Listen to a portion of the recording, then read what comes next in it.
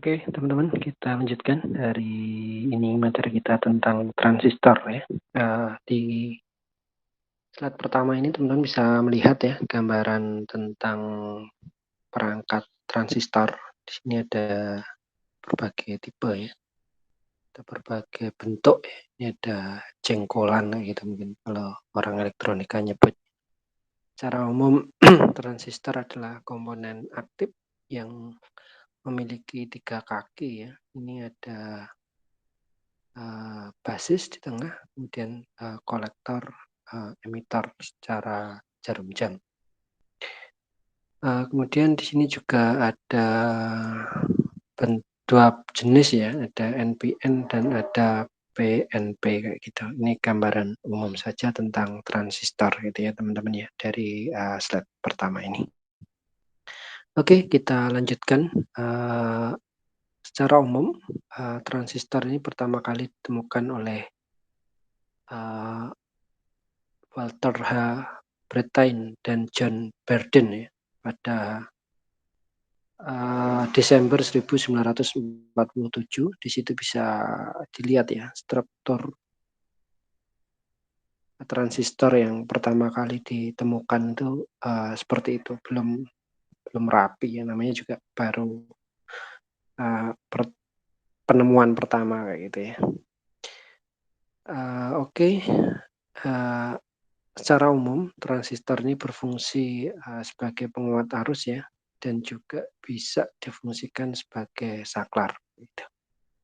Mungkin pada pertemuan kita kali ini nanti lebih banyak sebagai saklar gitu ya. Transistor ini terbuat dari bahan semikonduktor ya, yang terdiri dari semikonduktor tipe E dan tipe N, yang mungkin lebih dikenal dengan BJT atau bipolar junction transistor, walaupun mungkin ada jenis transistor yang lainnya. Secara umum ini strukturnya ada ketika terbentuk planar ya atau datar kayak gitu, ada substrat. Substrat itu berarti tempat menempelkan ya. Ada kolektor ya, kemudian ada basis, kemudian ada emitor, dan ada metal itu ya. Cara bentuk mungkin ya lebih mudah dipahami yang bentuk B sama C ini. Jadi ada basis, kolektor, emitor gitu. Searah jarum jam ya. Basis, kolektor, emitor. Kemudian ada NPN ya. Dan PNP. Jadi antara NP itu ada basis kolektor hubungan ya, junction ya. Junction basis kolektor, kemudian di sisi lainnya ada basis emitor junction gitu. Dan yang C ini adalah NPN gitu. Secara umum bentuknya mungkin bentuk luarnya sama, cara simbol aja mungkin nanti yang berbeda arah panah pada kaki emitornya. NPN atau transistor NPN adalah komponen semikonduktor yang terdiri dari sebuah tipe P kemudian diapit dua buah tipe N ya. Demikian juga ketika dia PNP, dia semikonduktor yang terdiri dari tipe N kemudian diapit dua buah tipe P. Material tipe P dan tipe N saya kira sudah pernah kita pelajari pada materi semikonduktor. Mungkin teman-teman bisa buka lagi atau lihat lagi video tentang materi material semikonduktor. Sehingga dari sini transistor nanti memiliki 3 terminal ya, yang berasal dari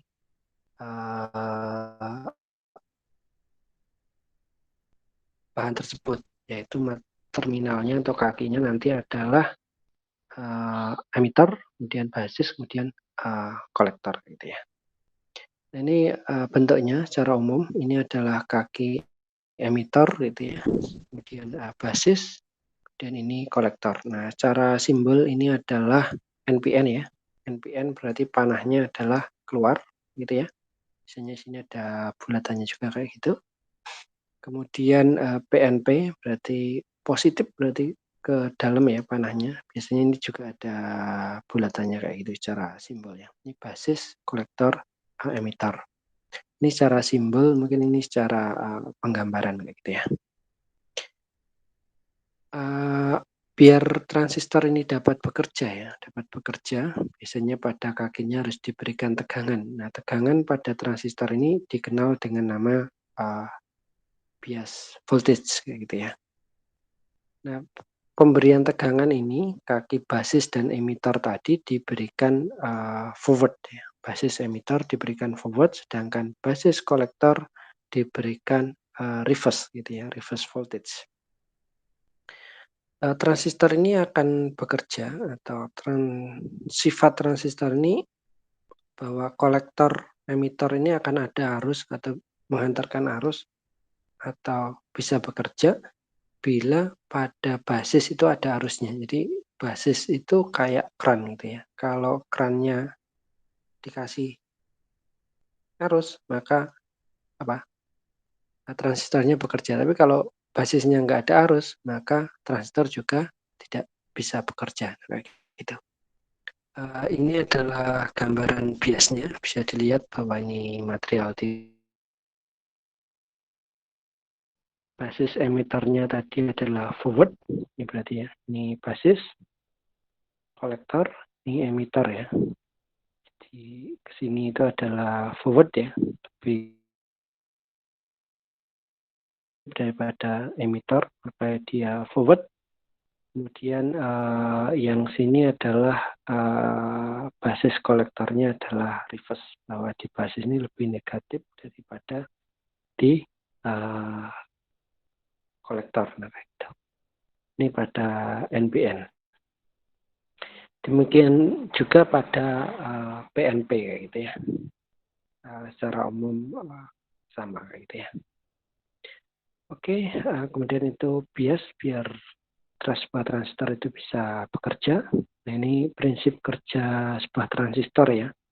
Biasanya asal muatan itu adalah dari emitor gitu ya, dari emitor gitu ya. Yang misalkan tipe N dengan kerapatan yang sangat tinggi gitu ya, dari pita-pita elektron, berarti sini muatannya banyak. Kemudian mengalir ke kolektor gitu ya, kolek berarti sebenarnya mengumpulkan muatan seperti itu. Tapi prosesnya nanti dipengaruhi oleh arus yang ada pada basisnya kayak gitu. Ketika ini tidak ada arus, maka transistor itu tidak berfungsi. Tapi ketika ini ada arus, walaupun kecil, maka transistor nanti akan berfungsi nanti gitu. Sehingga bisa dikatakan IB atau arus I pada basis itu sebagai kran gitu ya.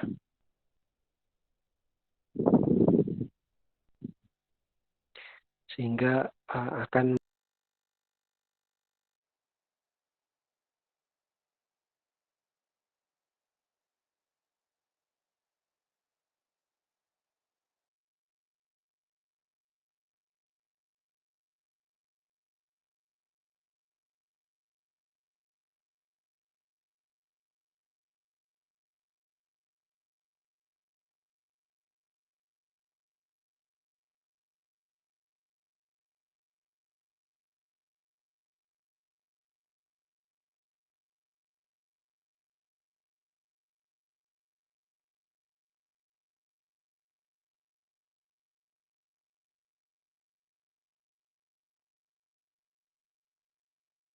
Oke, kita lanjut.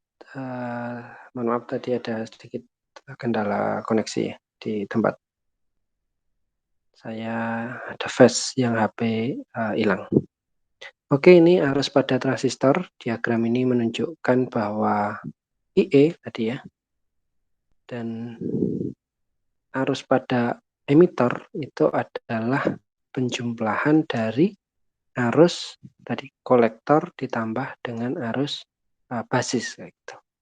Nah, bisa dikatakan di sini arus basisnya itu sangat kecil gitu ya. Berarti IE seperti hukum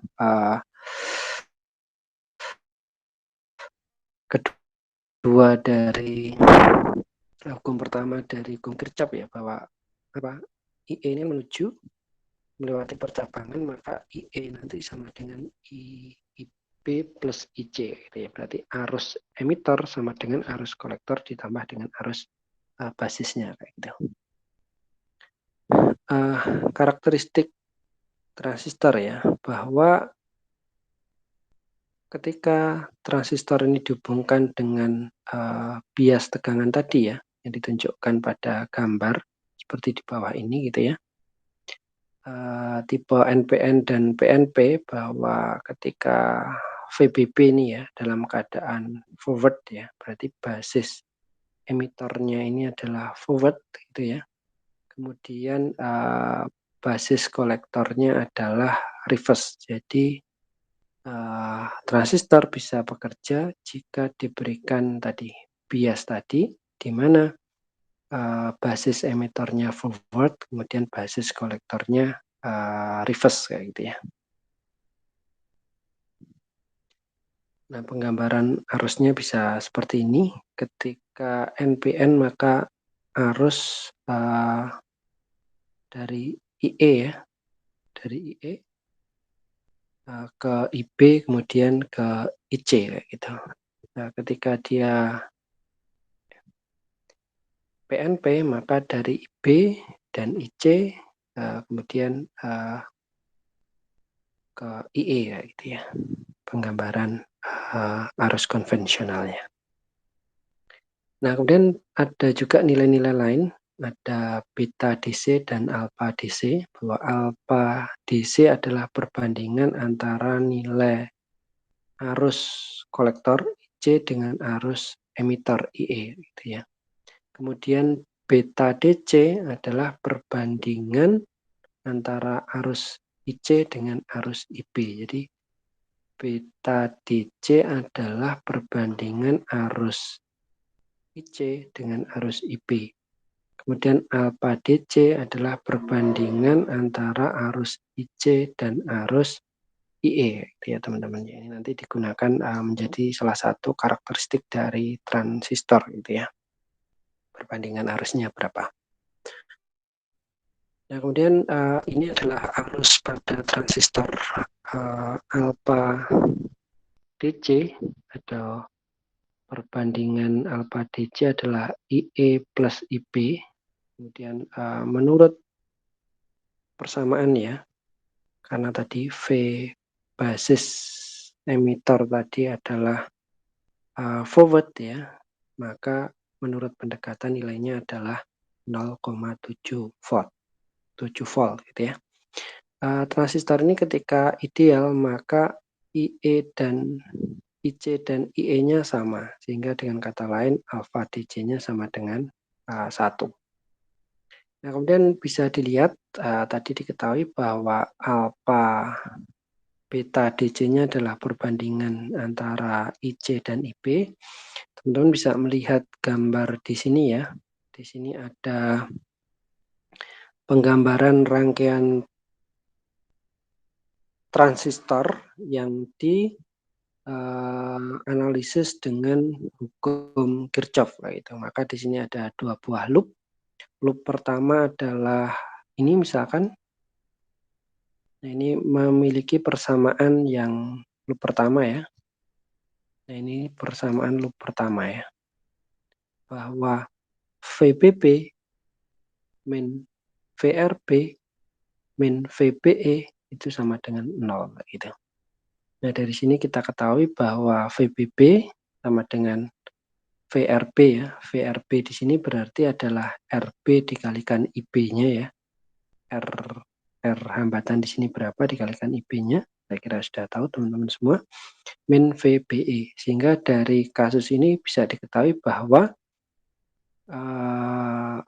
pindah ruas dan lain sebagainya ya, sehingga didapatkan IB sama dengan VBB min VBE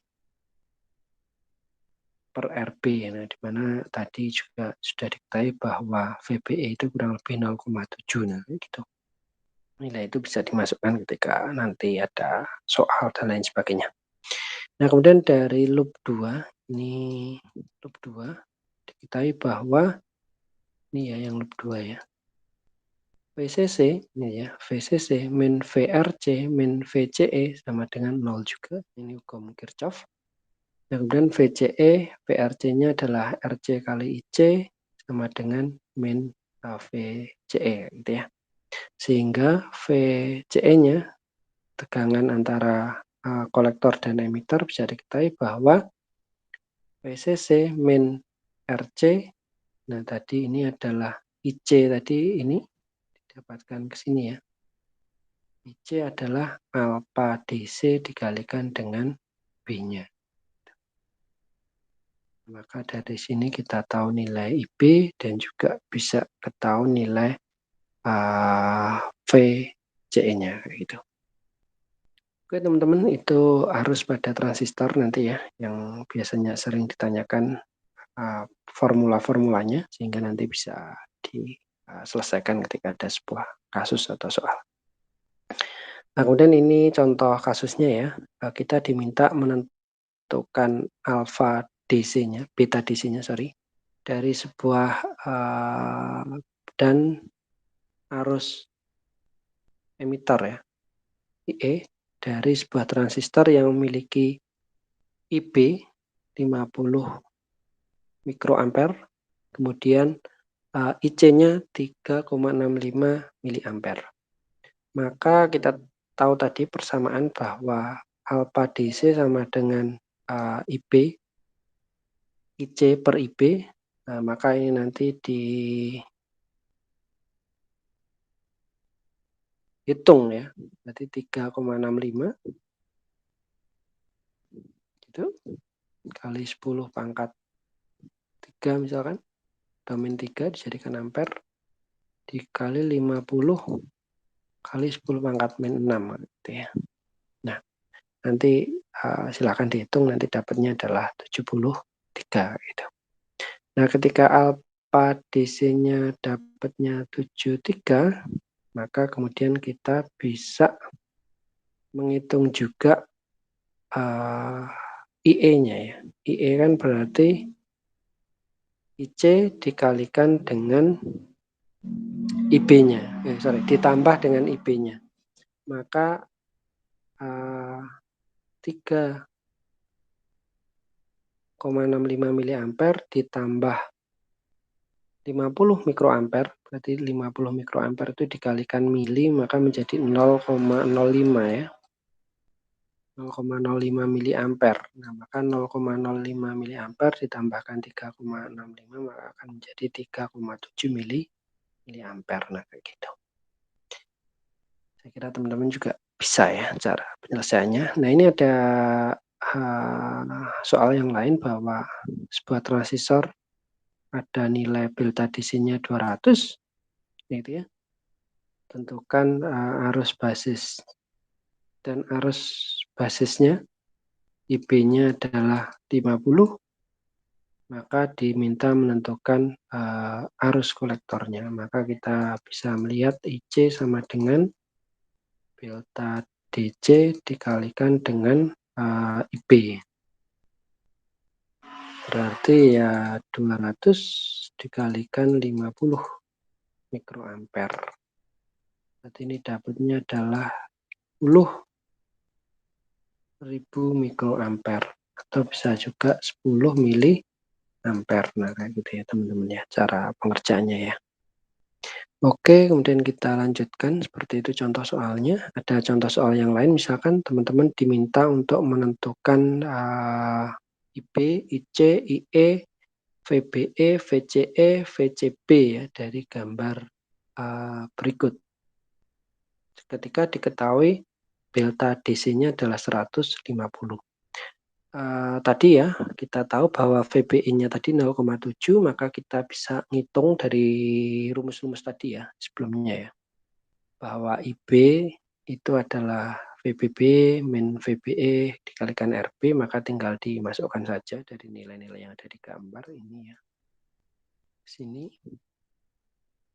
Ini VBB ke sini. Ini ya. Nah, gitu. Nah, maka nanti akan didapatkan nilai 430 miliampere gitu. B ketemu, kita cari IC.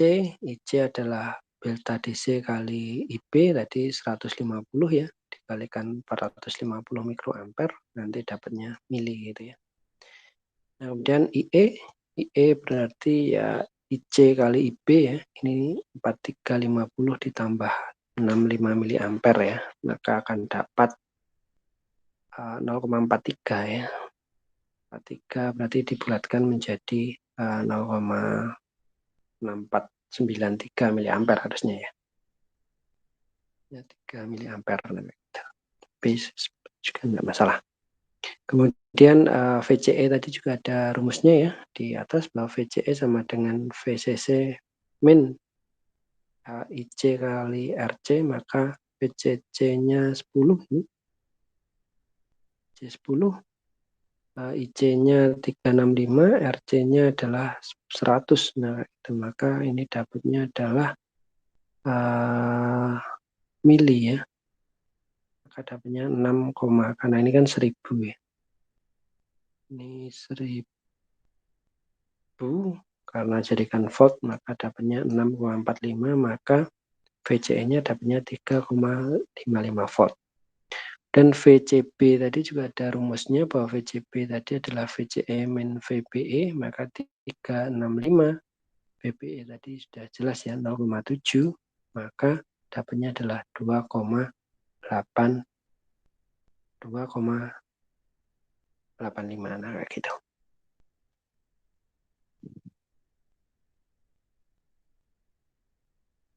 Oke ya teman-teman ya, saya kira contoh soal ini bisa memberikan pemahaman gitu ya. Dari nilai-nilai ini sebenarnya tinggal memasukkan gitu ya ke dalam persamaan gitu. Oke, kemudian ada karakteristik dari kurva kolektor gitu ya. Dari sebuah transistor ya. Ini nanti akan menentukan beberapa daerah, ada daerah saturasi, ada daerah aktif, kemudian ada daerah breakdown gitu ya. Dan juga ada daerah cut off gitu ya. Jadi ada daerah breakdown, ada daerah aktif, ada daerah saturasi, dan ada daerah cut off gitu ya. Adanya arus VBB tadi akan menghasilkan arus IB ya pada persimpangan basis emitor gitu ya, pada bias maju tadi. Nah, dengan berbagai pengaturan nanti ketika IB-nya sama dengan 0, maka akan terjadi daerah cut off gitu ya. Nah, kemudian akan terjadi daerah saturasi dan lain sebagainya. Ini bisa dilihat ya. Formulasi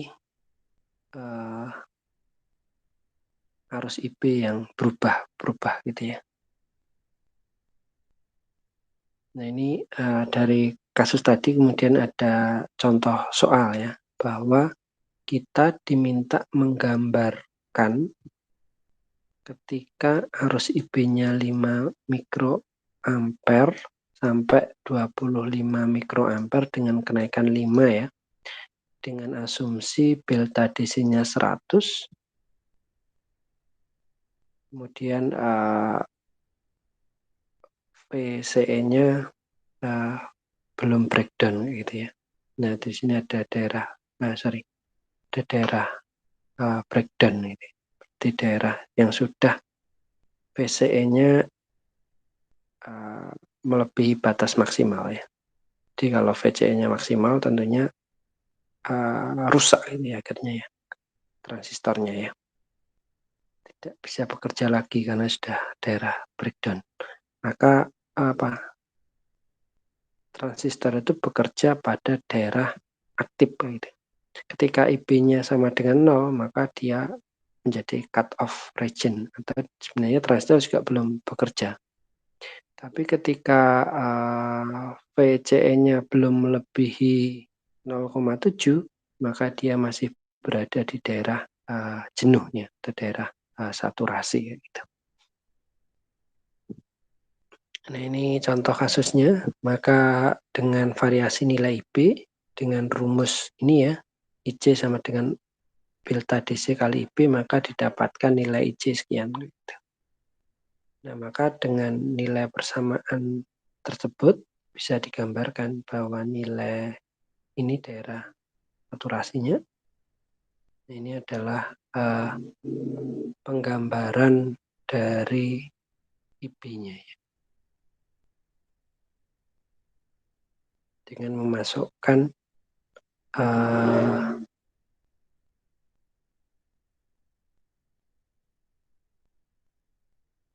IB-nya dari 5 mikro ya. 5, kemudian 10, 15, 20, 25, maka didapatkan arus IC. Arus IC yang kalau 5 ya 0,5, kalau 10, 10, dan seterusnya. Ini dengan persamaan ini di-fitting ke grafik hasilnya seperti ini. Gitu. Nah, ini adalah daerah aktif berarti ya. Berarti transistor bekerja di area ini. Oke teman-teman, kemudian ini adalah daerah cut off ya. Atau IB-nya sama dengan 0. Tadi macam-macam daerah ya. Berarti ketika IB-nya 0, ini berada di cut off ya. Di IB 0. Arus basisnya 0 ya.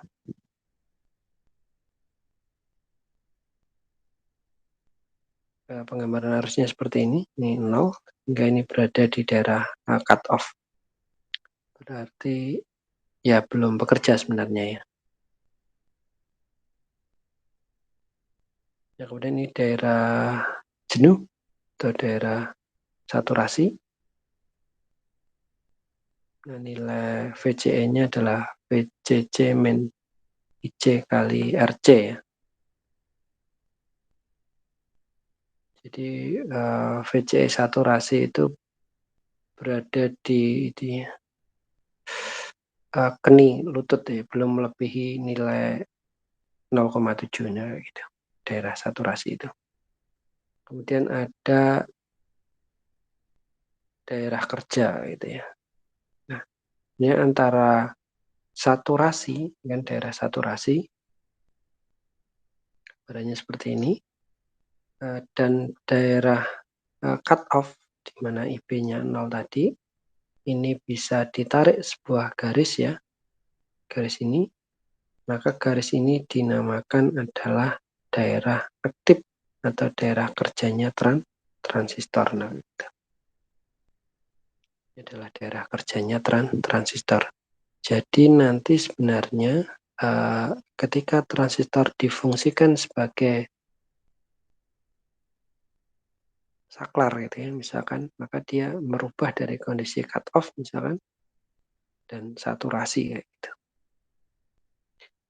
Nah, ini kita diminta untuk menentukan apakah dia berada dalam kondisi saturasi ya, maka ditentukan dulu bahwa IC-nya, IC saturasinya adalah VCC min VCE ya, VCE saturasinya min RC, maka dimasukkan nilai-nilainya. VCE ini 10, maka ini dimasukkan 10, kemudian VCE saturasinya adalah 0,2 ya, di sini sudah dikasih keterangan 0,2, kemudian dibagi RC-nya 1 kilo ohm. Nah, maka nilai itu didapatkan 9,8 miliampere.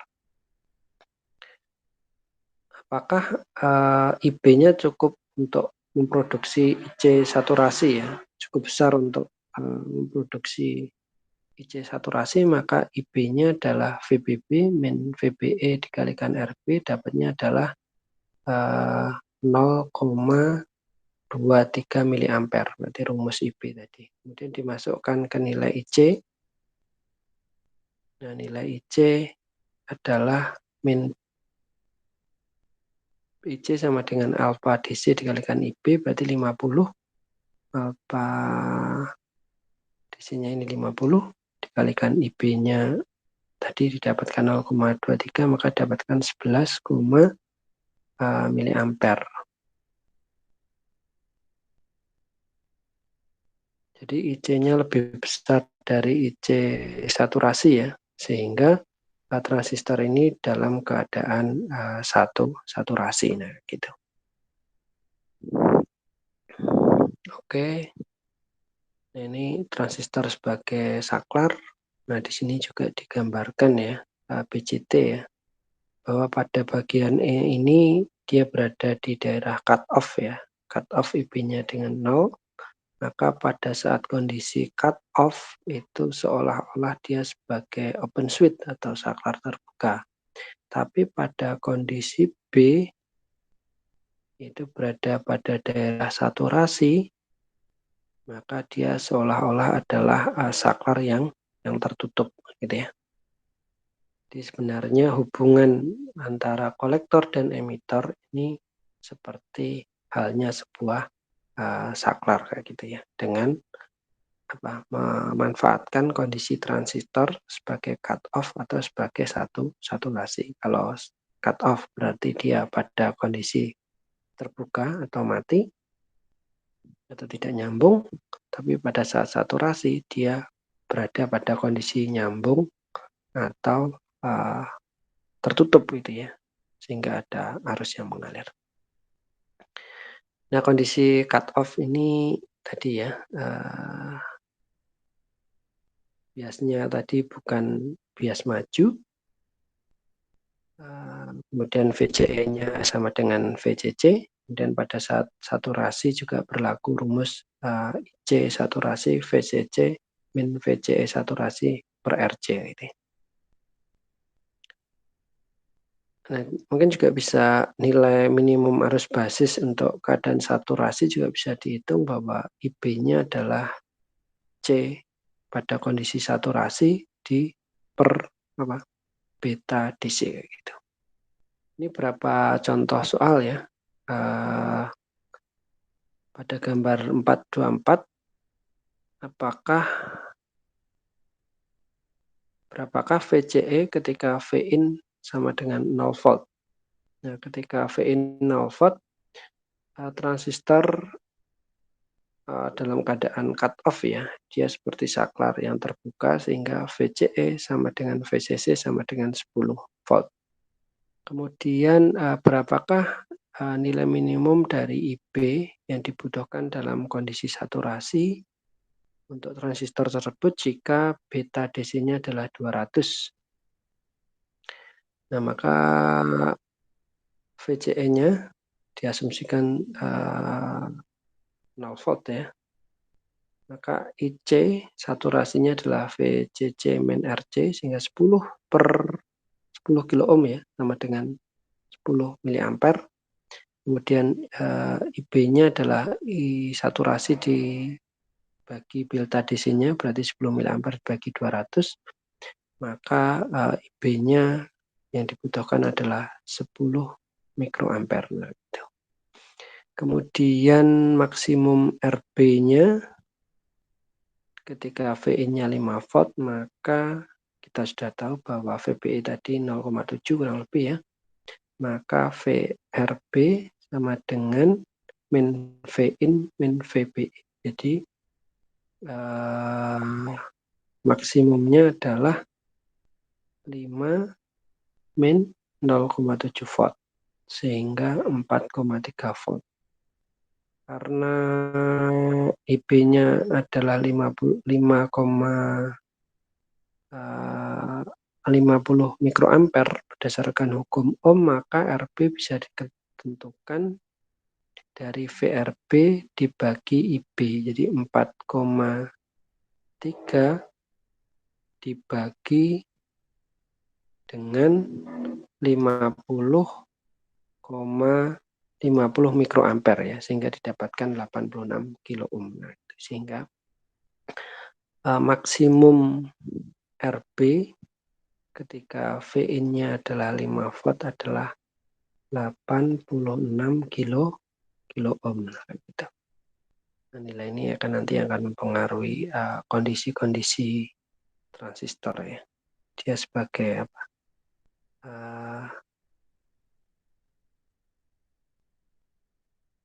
saturasi, atau sebagai saklar, sebagai switching, dan lain sebagainya ya.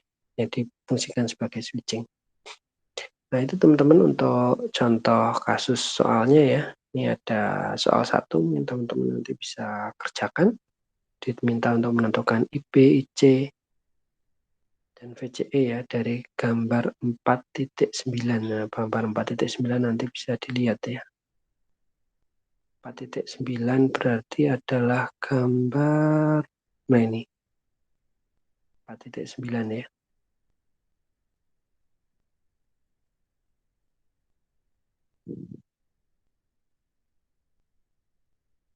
Ya, kemudian soal 2, teman-teman diminta menentukan IP ya dari gambar 424 ini ya berarti ya.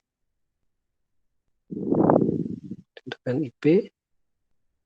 Kemudian soal ketiga ada sebuah LED ya dengan spesifikasi seperti itu.